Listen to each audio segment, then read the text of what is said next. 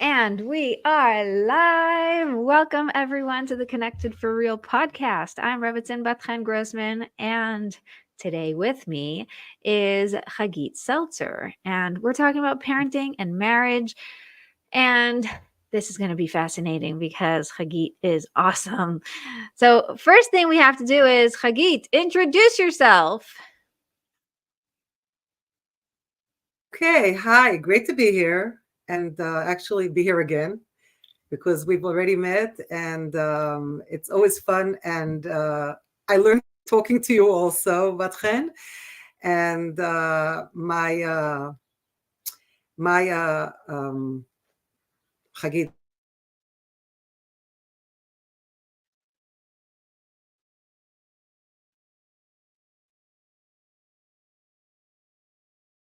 Hmm.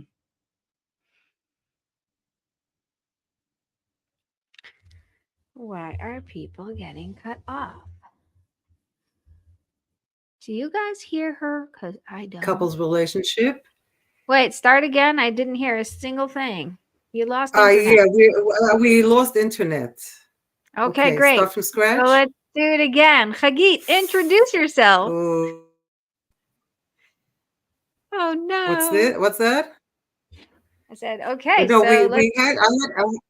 we have an internet problem. I mean, it was fine. I had this morning and it was reconnected. The area Okay. is, I live in the Golan Heights, so we're not exactly a war zone, but it's a good excuse. Okay, Okay, so let's try again. It seems like now you're back on. So let's do it again. Chagit, introduce yourself. okay. Hi, Batchen. It's great to be here, and hi to all our viewers. I am Chagit Zelcer, parenting coach in the Shefer approach. I also do private consults and groups. And as you see, I do it in English as well as in Hebrew. I've created an online parenting course in the approach where I work with parents one on one as they go through the course with me. And actually, I also am trained to work with couples in couple relationships.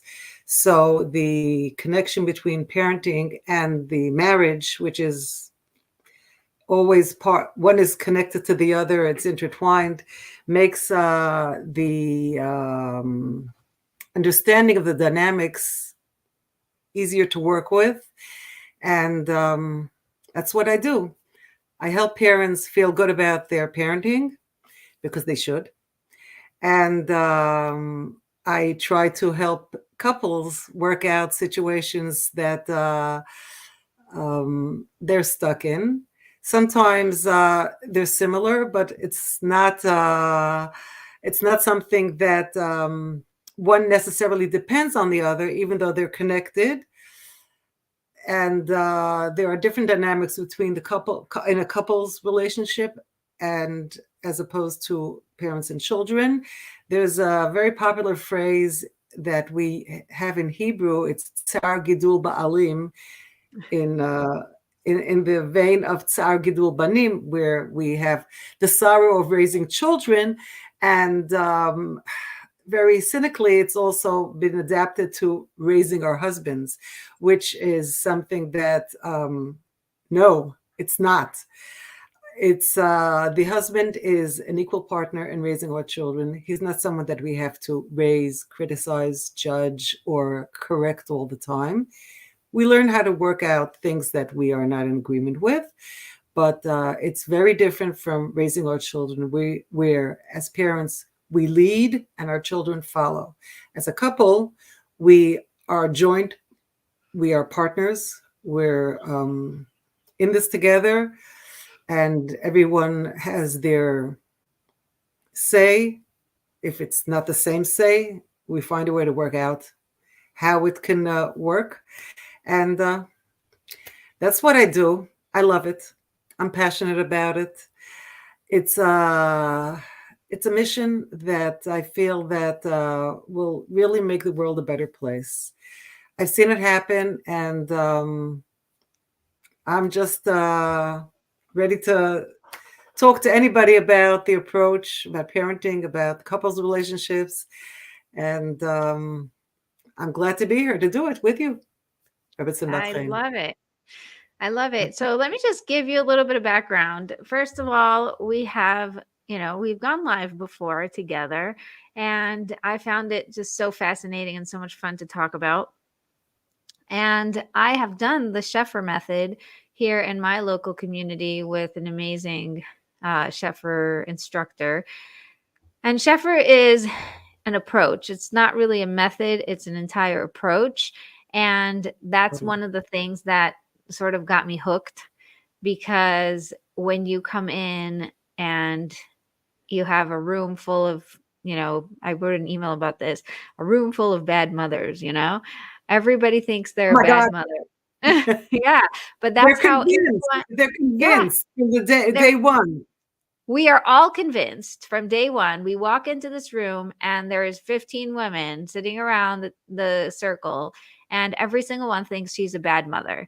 And Shefer comes and says there's no such thing. There's no such thing as a good mother. There's no such thing as a bad mother. You just are a mother. You are the mother, right? And that feels really validating. It frees you from having to judge yourself.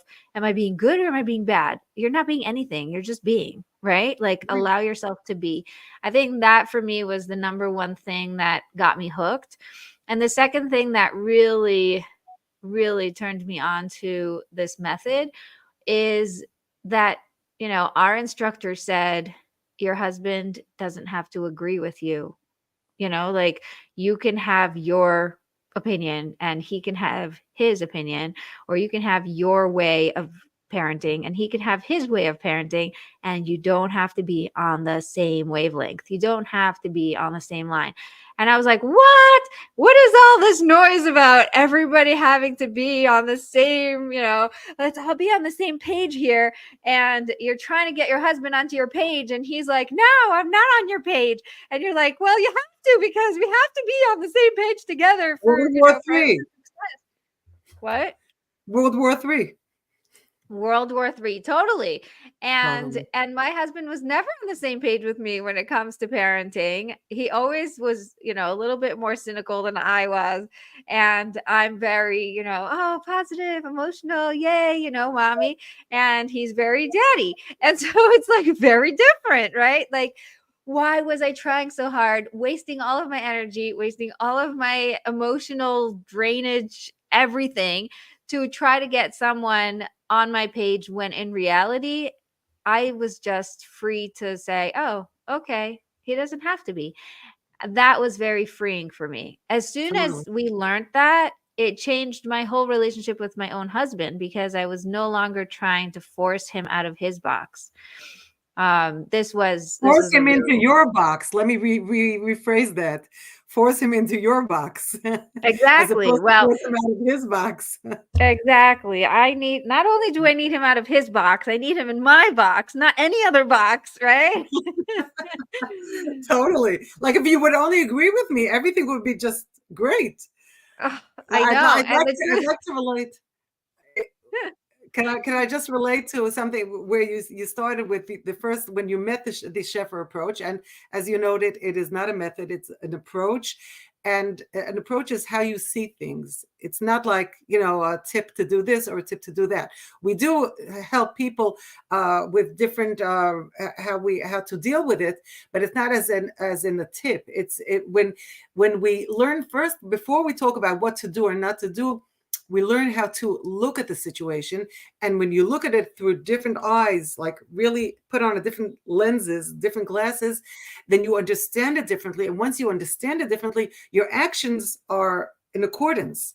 Now, what you describe is that room full of 15 mothers who feel like they are the worst mothers. And this was, you will probably recall, the first lesson.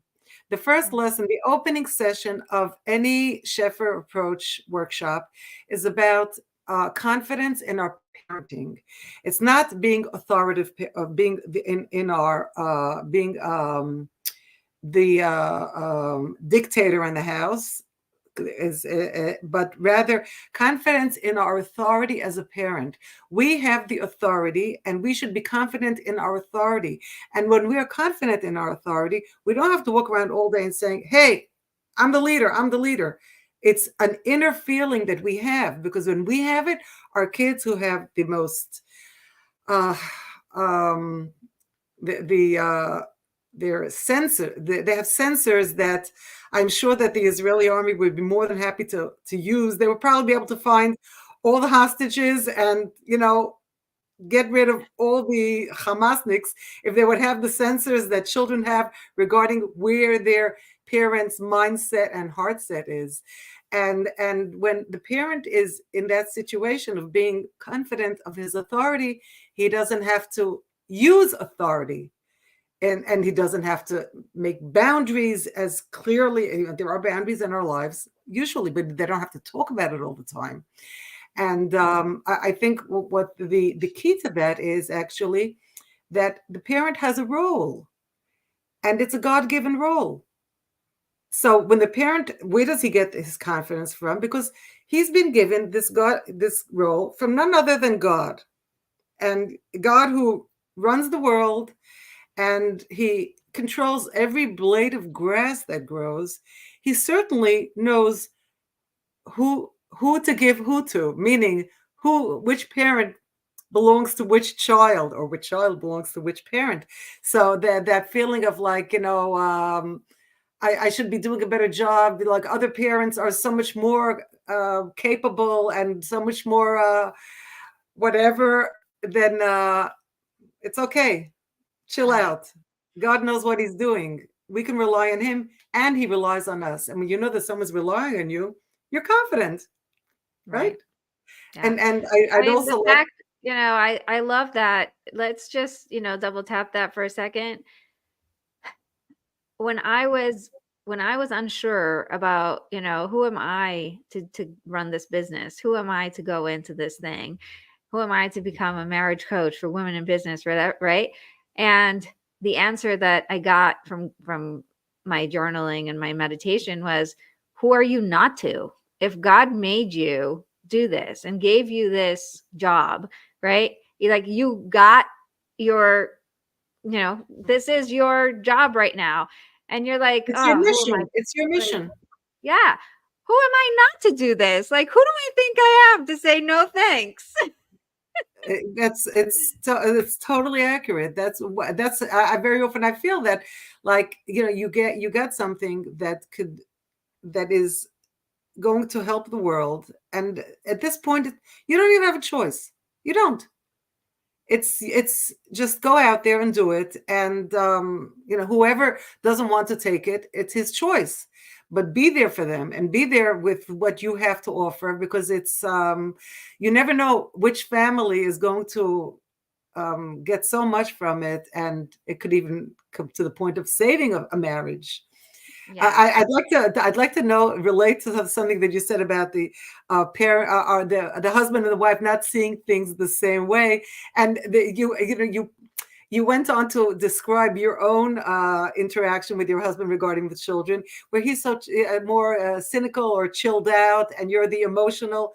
Hey, this is not new. Women from Venus, men from Mars. Men and women see things differently, and not only in regarding parenting. That's the world. That's life. And there's no and it's fine, because that makes the world what it is. That's what makes a family what it is. Very often varying opinions are give the child tools to deal with machloket. How do we say that in English? With differing opinions, which a child will come across that in as he grows up. It will be at work, it will be in school, it will be in social circles where not everybody's always going to think the same, and not always think the same as him. And he will also learn how he can agree with other people, despite that he didn't think so at the beginning, and he can be open to other opinions. This eventually helps him, the child himself, build a better marriage relationship when the day arrives towards his future. And because it's not the life is multicolored. It's and everything is. So Yeah, and I that's think, the beauty is that we, when you think we have to be on the same page because the kids need to see that we're on the same, front line and blah blah blah. It's like we look at the kid as a very flat type of person, right? It's like he will only understand if we are, united, and if we are in the same thing, and if we are on the same line. But like, really, no, your kid, like you said, they have such sensors. They know way more than we think they know. They understand the world way better, and they can pick up on the differences. So when you do something just because you feel like you have to, because some person told you that you have to be on the same line or whatever, they know, right? And when you're authentic and you're respectful and you're able to stand up for whatever you think, even when other people aren't, you know, in the same line, don't agree. One of the funniest things that happened was early on. I went to a parenting class, how to talk to your kids so they listen and listen so they talk. I think it was like level one of Shefer. Like it was the opening statement. I went into it. I learned a lot, and then and then when I learned Shefer, I was like, oh, it's along the same lines. This is deeper. So anyway, I come home and I start having this new like language, this new approach, this new thing.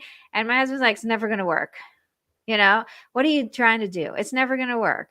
And I was like, you know what? I'm in this class. I'm trying the things, and who knows? Maybe it will work. And with time, he was seeing me doing it. And one day he turned around and said, okay, could you just use your magic and make this stop? Like basically, he doesn't know how to do it. He doesn't think it's going to work, but we obviously proved that it works. So can you do your magic and make but that he noise gave you stop? the space to do your thing, but Exactly. and it was, he didn't come and say, well, I don't agree, so we shouldn't do this because I don't think it's going to work. And you, on the other hand, didn't say, well, you have to come on board with me no matter what.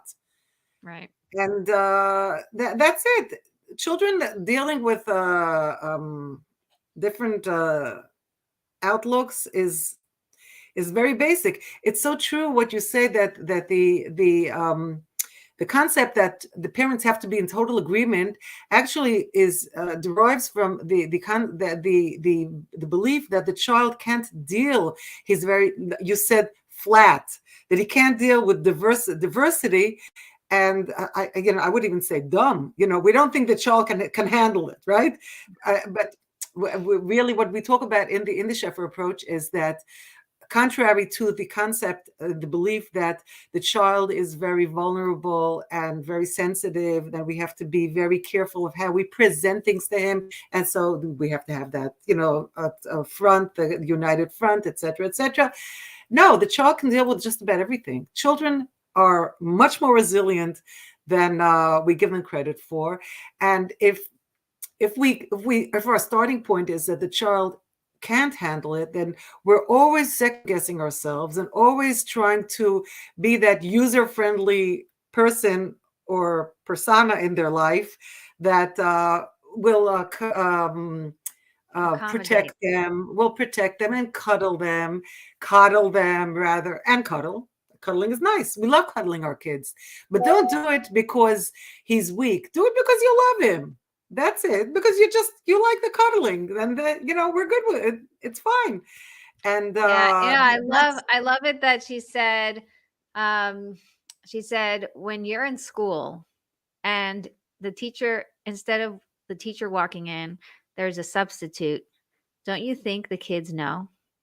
You know, don't you think that they know the difference between the teacher and the substitute? How many of us, even very, very early on, knew exactly what we were allowed and not allowed to do once there was a substitute in the room, right? You true. start chewing gum, you start changing your names, you start playing games, you become a totally different kid because you're dealing with a different person. So why are we expecting our kids to not see the difference between mommy and daddy. Like what is this? What is our needs? Like, why are we so grabby about having to control a child's view of the world when in reality he's completely capable of understanding that you're different people and that there's different rules for each one.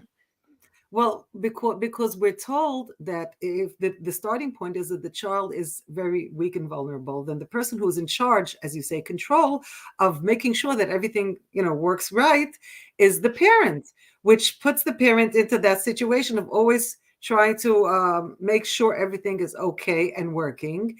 And from there they're never doing enough because they're always afraid if everything, the responsibility is on the parent, and the child is the weak nebuch that we can't rely on him to deal with siblings who are with a sibling who nudges him or gives him a hard time, or friends that social situations, whatever it is. Everybody has their um, trials and tribulations when they grow up.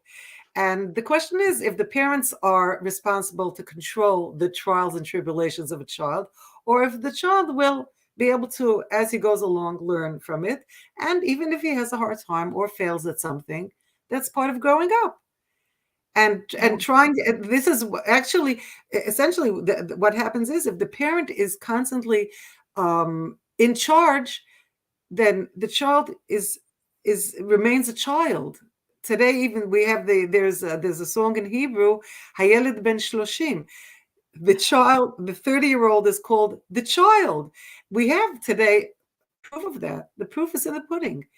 30-year-olds who are still living in their parents' homes, still don't have careers and aren't supporting themselves properly. They marriage is like an option that they can't even think about because it means so much responsibility. It entails taking on like a whole world of it, and part of it is because today's kids who the older the who are already adults, but they also hear that parents are in charge of making sure that their kids' lives are perfect. So who needs this? It's like we're going into a couple of generations already of this mantra, which all started with the child is sensitive and anything could affect him eventually. I've had parents who've done my course, and when they speak about their dynamics with their children and situations. More than once I've heard from parents who say, well, I'll tell you, I am just afraid that my child will be at the psychologist at the age of 30 or 40 and talk about what my parents did wrong. And I'm trying to prevent that. I told them, you know what? I'm not here to help you with that, because there's no way that you could prevent anything happen in your child's life. You give him everything you can, but you can't cause things to happen. You can't cause him to behave a certain way. It will always be his choice how he deals with the situation, how he grows up. And like it's mind-boggling, because I hear this from people who are educated, intelligent. They run systems like huge companies, and they're considered very capable. But when it comes to that interaction with the child, they become so helpless and so at a loss, and just this fear of what the child is going to say at the age of 30. The psychologist, what? It's just not. This is not what we're supposed to do. We're supposed to be at as I have as a society. we had a friend. We used to get a ride to school with the other family, and Mm. this woman was hysterical. She would make jokes the whole way to school. And one of the things she always said was, "It is my job to give you enough material so that when you go to the psychologist and talk about me, you'll have what to talk about." And it cracked us up, because she was not afraid of, what are you going to say about me when you're 30? She was saying, I am doing my job. I'm being your mother, and you're going to have plenty to talk about if you really want to, right? Like, there is millions of things that you can bring up with a psychologist, even in a healthy relationship with a mother, because she's your mother and she gets to be that person you blame for everything, and she gets to be that person who you're annoyed at for everything that happened in your life. That's just normal. It's natural. And what when I talk to my mother, I tell her, like, I love you so much for letting me have you as my scapegoat. Like, I could be I could be in a group and people are talking about, oh, my mother didn't let me do this or that. I don't let my kids go on sleepover parties. I just, it's one of the rules that I just put down one day. I was so sick of it. They asked me every day. I was annoyed already. I said, no sleepover parties ever. Not, that's it. Done. And really only if there's a really good reason and my husband like really tells me, okay, this one's different, fine. So but like for the most part, they already know not to ask me. And one of the girls was like already more grown up. She said, it was so annoying when we were growing up that you didn't let us go to sleepovers and how everybody else was sleeping over at each other's house and blah, blah, blah, blah. And then she turns around and said in the same exact sentence, and you know what? It was probably a good thing you didn't let us, because now that I'm older and I hear all the stories of what happened in the sleepover parties, I say to myself, it was a good, my mother really knew what she was talking about, right? So it was in one sentence where she was complaining about how annoying it was, and then went straight into why it was a good idea and why she thanks me now for being the mother I am. And if I didn't have the confidence to just put my foot down and say, like, that's it, I'm done, I'm not doing this, I would have been like stepped all over. Like, they were just going, doing their own thing and making their own decision. It was just crazy. So I'm very grateful that I had the Shefer method, the Shefer approach. I'll tell you, I was pregnant with my number 5 when I did the approach. And at that point, I had 4 girls and I was expecting a boy. And everybody was going to tell me, like, I knew it. I knew what was going to come, right? Oh, you just wait. Oh my gosh, the boy is coming. He's going to, turn your house upside down and it's going to be a totally different experience. You don't know what boys are like and blah, blah, blah. And I think that it was God's gift to me to go through the 20 sessions of Shefer and then give birth right at the end, right? Like when we were done, Perfect I think, timing. Timing is yeah, good. it was perfect timing. And at the circumcision, I'm sitting there with a brand new baby, right? And people are coming to me word for word. You don't even know. You just wait. You only know girls. This is a boy, blah, blah, blah. And I was like, thank you so much. Thank you so much. Yeah, it's going to be great. Ha, ha, ha. Isn't it nice? And it didn't hit me. Like, it was as if I had already created the protective mechanism just by changing my approach and knowing that I'm not falling for any of this. Like, I am just letting my kid be a kid. And all my kids, like, and when you think about it, I have 4 girls. They're all so different, right? So having a boy and telling me that, oh, he's so different than girls. Different than which girl? The one who used to climb on trees, or the one that would make a big mess, or the one that was artistic? Like, which one of them is he different from, And so it really set me up for success. That's amazing. I want to relate to something that you said about when you described the sleepovers, where you made a decision that was right for you. And what was important, what really struck me as you describe it, is that you were sure of it. It was clear to you. It's not that sleepovers are good or not good. This is not what in the Shefer approach. We don't talk to people about making what decision to make for your family. There are some families that are good with that, but the minute that you decided that this is your attitude and this is your decision, and you were whole with it, then you were able to run it, and that's the point where you are confident in your authority to make decisions that your children should abide by, and that it is clear to you that once you decide this, it's it's the law. That's what it is. And what you continue to say is how your daughter reacted to that and gave you that input. And it's interesting, the whole concept of how children react to their parents' decisions or a way of doing things, or general chinuch things that they deal with. You'll have Education. you'll. I'm sorry.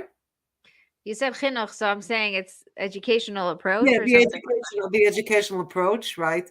And you'll have families where we have two parents in the regular two-parent family situation, and a few kids. Each child will be, years later or even before that, will be able to say, like, give his angle of how of what the parents way of educating, how it affected them.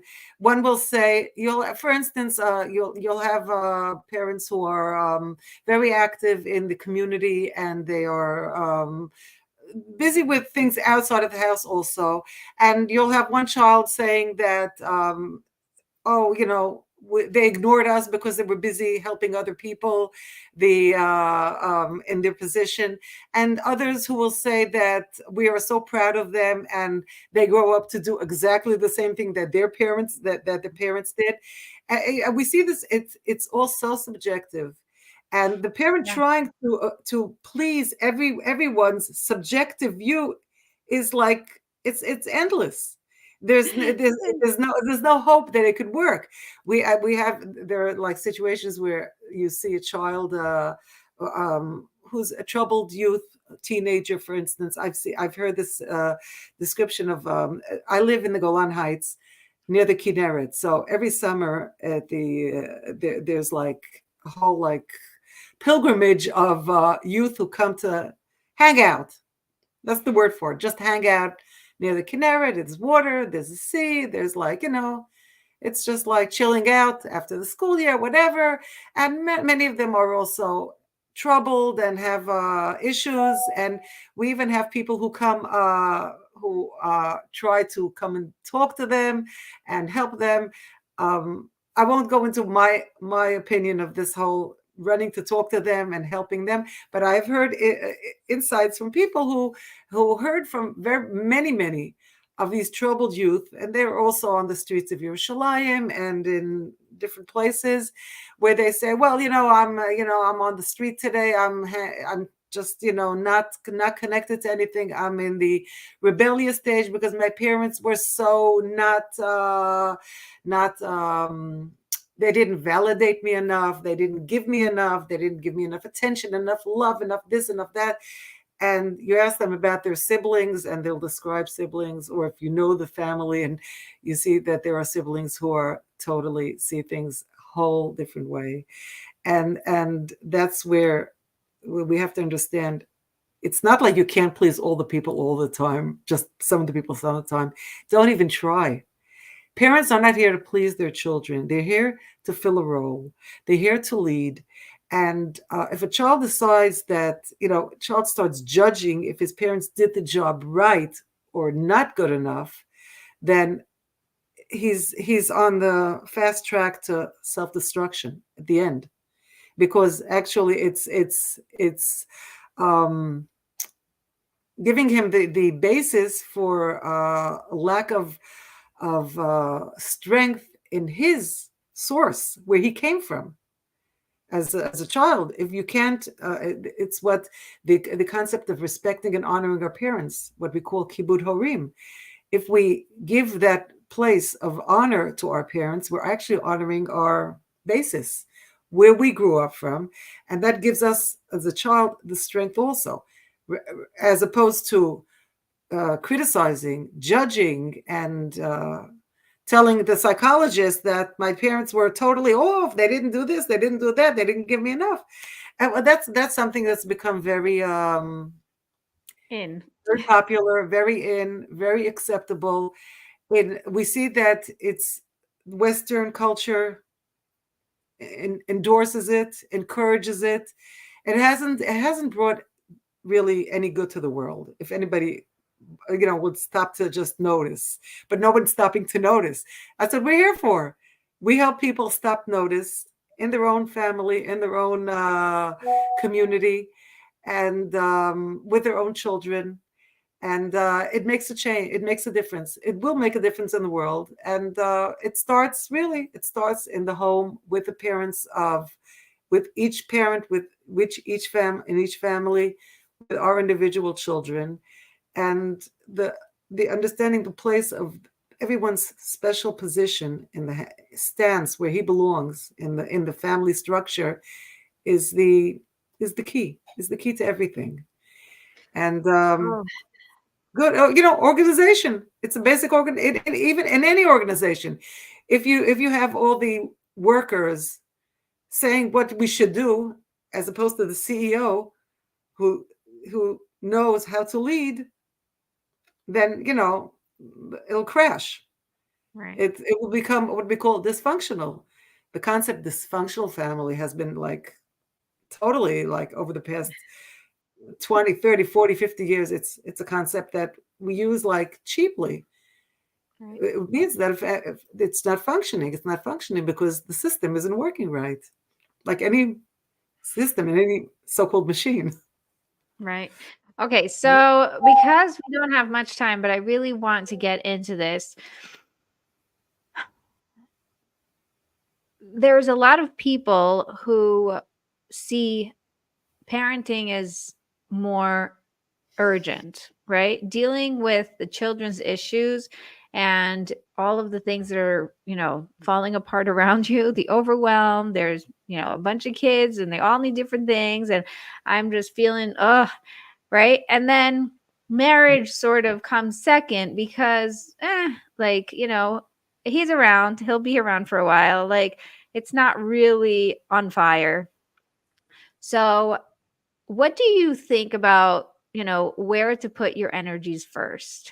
Well, that's amazing. It's amazing that you're asking me this question right now, because just yesterday I was listening to a podcast of the head of the Shefer, Merkaz Shefer, the Shefer Institute in Yerushalayim, where I trained, and they teach Shefer counselors.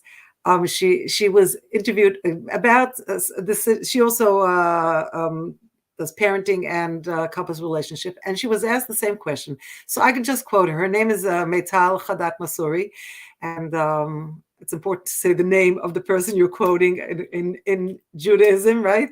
Where we will bring the redemption to the world. And she said, absolutely, first the couple, because when the couples, I'll explain. When the whole attitude that we have towards towards the pressure of raising our children is based on the child being in the center. Now, when the child is in the center, as of course, we're busy with them all the time. When we're not busy physically, we're busy emotionally thinking about it, busy, trying to figure out what to do, what not to do, whatever. It keeps us busy 24/7. Now, that's when the child is in the center. And when he's in the center, then what happens to our spouse? What happens to our partner? Which is exactly your question. We lose, we sort of, it gets put to the side. And when the kids grow up, we'll start getting our act together. But it's not what we should be doing, because when the kids grow up, then you have that famous empty nest. Like, who is this guy that I'm stuck with? We're not busy with the kids anymore. Now we just have each other, and like, what? Who are you? What? Where'd you come from? And the concept that if the child is not in the center, meaning we are here to lead the children, to nurture them, to raise them, but we are also, before we had our children, we had our partner. And this partner is the person that we brought the children to the world with, and he's here. It's like he's here to stay. I mean, it's God willing, right? And here to stay, but he's here from the beginning. He's, like I say, partner. Partners is a very good word. And when you work together, and when you work on your dynamics, your relationship with your partner, then you're not focused all the time on kids. We are over focused on our children. And when I say that, I don't mean ignore the children. I mean stop focusing on them. There's a world of difference. Stop for a minute and think of like the daily, what goes on in our life. How much do we think about what we are doing with our children? How much do we think about what we're doing with our partner? And that says it all. And how much energy we put in. Just make a graph, make some kind of a list of, and it's more than that weekly date. It's that mindset. I'm here with him. We started with this together, and we're in this together.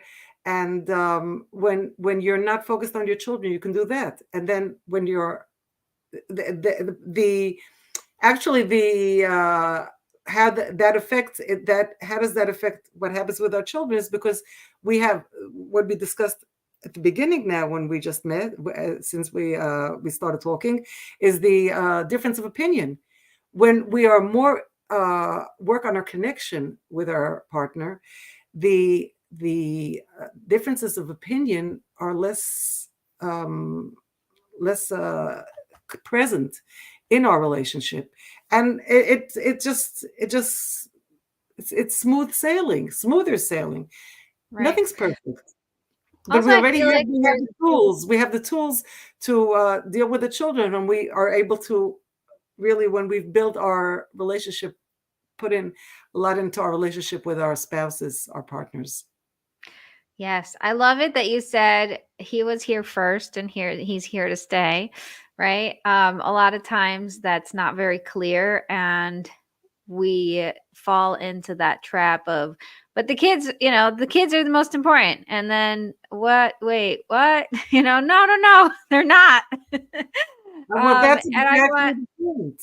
yeah, Where and I want to we remind everyone that when you want to help your kids and you want to give them the best childhood they can have and the best life that they can have, give them happy parents, because that unity and that ability to communicate and connect and solve conflicts and be respectful to each other, that is going to give them more than if you tried giving them that divorced from actually modeling it, it would never land the same way.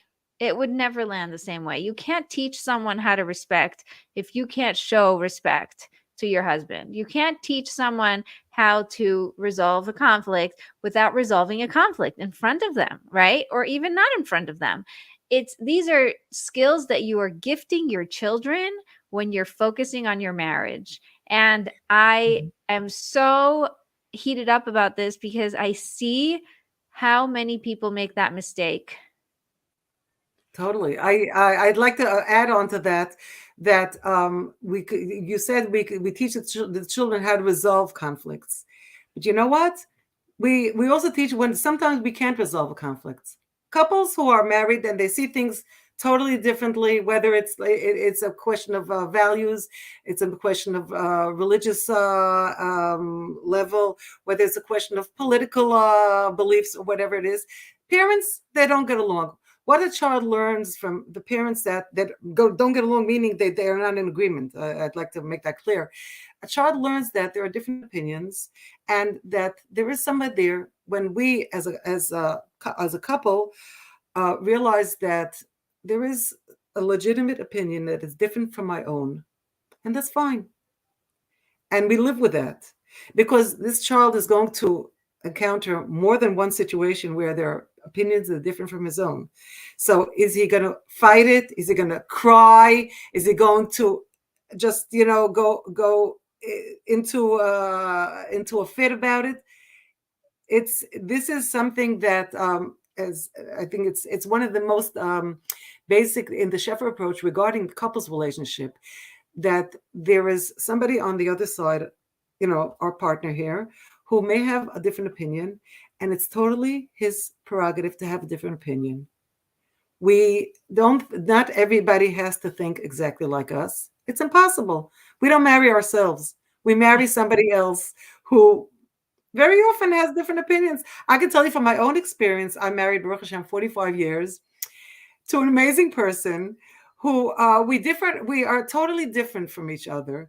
And I found that over the years, the less that I tried convincing him that I'm right, the more I became convinced that he's always right at the end. And it's like, and there are things that he also went over to my like line of thinking, but it just not by way of working at it and forcing. If you the minute you are in a mindset that the other side's opinion is legitimate, you realize that you have laid the basis for him to think the same thing about you, Mm. because that's what the ideal couple relationship is. Not meeting in the middle 50%. It's every side giving 100%. So when my husband differs from me completely, and I say, you know what, I agree. I accept that you have your opinion. I've gone over 100% to his side, and and he has done that, and I've set the stage for him to do the same thing with me. And like I say, 45 years of experience, it works. So, but the basis is that's what respect. When we say respect the other side, we learn to take a step back. We're taking a step back. We do with our kids also, not as in the sense of respecting, and rather not trying to control. There's a very strong connection. We try to control our husbands. We try to control our children. Really, it's how many mothers have you spoken to who tell you that they are just drained and tired, because working on control is very, very tiring, very Oh, yeah. draining, Yes. And you know what? Isn't it and amazing? Because there is, there's a God out there who is the orchestrator of all. he's in And all he charge. needs to do is just let it go because God Let is in go and let control. God. Let go and let God. This is it's so basic, and it's so liberating. Totally. When at the end, when you realize that it's not on you, you don't have to recreate your husband. God created him already. And you know what? He created him just for you. And if you think that something has to be different, maybe he'll change. Only when he decides, not when you control it. I've changed I say, dramatically. So has my husband, but not when the other side forced it. When it was yeah. his choice, our choice, I and say that take it affects up the to children. God, If you think God made a mistake with this husband, take it up with God. Your Not husband's with your not at husband, fault. right? Go pray, right? Exactly. Go talk to him. He's the Yeah, one who yeah, really yeah. made Go it all ahead. happen. Fine, file a suit in court, in heavenly court, but nobody wants to get there so quickly. Anyway, No, but really, that's what I talk about when I speak about God baggage. A lot of us are, we're annoyed with our marriage or annoyed with our parenting, or why did I get this kid, or why did I get this husband, or, something here is wrong. God, you got it wrong. You didn't really understand, right? And it's like, wait. This isn't anything to do with anything else but God baggage. What we have, holding like all of the evidence and the stories and the things that we have against God. And when you're able to at least be willing to have a conversation with God, this is when things really turn around. And I love it. One of my pillars in my program is God as as the creator of the universe and the one who wants a relationship with you. So all he wants is for you to turn around and say, I don't understand, and I want you to tell me what's going on. I want you to tell me what to do next.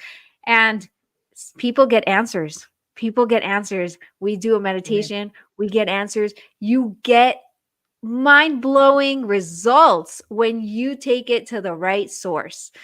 And so this is something that I'm really passionate about. And I love that we're bringing this up, tying it all together, right? Because we are talking about parenting, we are talking about marriage. These are gigantic relationships that we're dealing with. And at the end of the day, we have to realize that these are all, have God at the core. God is the one who put you here to be married to this person, to be this person's mother, to have to deal with these situations. And if you disconnect from that and say, no, I need to control it all. I need to make it the way I need it to be. I need to, I am now completely done, like disconnected, overwhelmed, exhausted, drained, all the things, because it's just not worth it. It's not the way things are meant to be. So thank you for wrapping it all up for us. I'd like just to add one small thing that's very important also in the Shefer approach. We talk about the concept of choice, being able to choose. Like you say, God gave us this whole. He has the master plan. At the end of the day, He gave us choice. We can choose how we react to our children's behavior. We can choose how we act to our husband's to what happens with our spouses. It could be husband, wife, wife, husband, and that is the control that we do have. Because saying, "Well, I'm not in control," God take over, take care of my kids. No, God gave us the choice, and this is what, as a Shefer counselor and in the approach, we help people go towards the choice that will make life best for them.